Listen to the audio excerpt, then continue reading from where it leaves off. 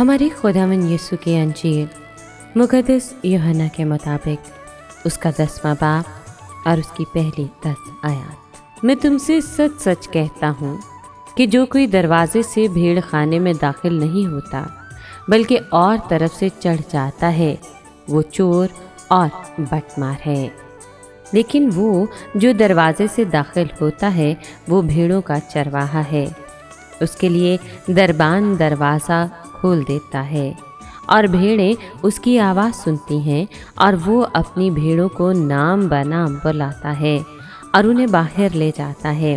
اور جب وہ اپنی سب بھیڑوں کو باہر نکال چکا ہو تو ان کے آگے آگے چلتا ہے، اور بھیڑیں اس کے پیچھے پیچھے ہو لیتی ہیں، کیونکہ وہ اس کی آواز پہچانتی ہیں۔ مگر وہ بیگانے کے پیچھے نہیں جاتی بلکہ اس سے بھاگتی ہیں، اس لیے کہ بیگانوں کی آواز نہیں پہچانتی۔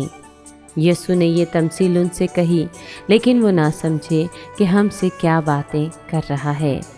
بس یسوع نے ان سے پھر کہا، میں تم سے سچ سچ کہتا ہوں کہ بھیڑوں کا دروازہ میں ہوں۔ جتنے مجھ سے پہلے آئے ہیں وہ چور اور بٹ مار ہیں، مگر بھیڑوں نے ان کی نہ سنی۔ دروازہ میں ہوں، اگر کوئی مجھ سے داخل ہو تو نجات پائے گا اور اندر باہر آیا جایا کرے گا اور چراگاہ پائے گا۔ چور نہیں آتا مگر چرانے اور قتل کرنے اور ہلاک کرنے کو۔ میں اس لیے آیا ہوں کہ وہ زندگی پائیں بلکہ کثرت سے پائیں۔ پاک کلام کے پڑھے اور سنے جانے پر خداوند کی برکت ہو۔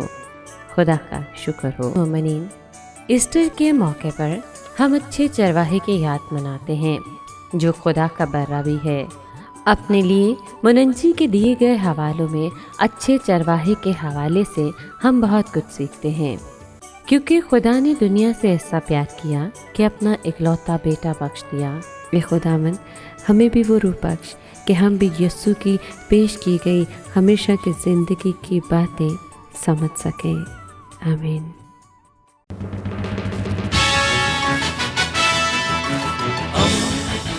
دوستی کا پیمبر، ریڈیو ویریتاس ایشیا۔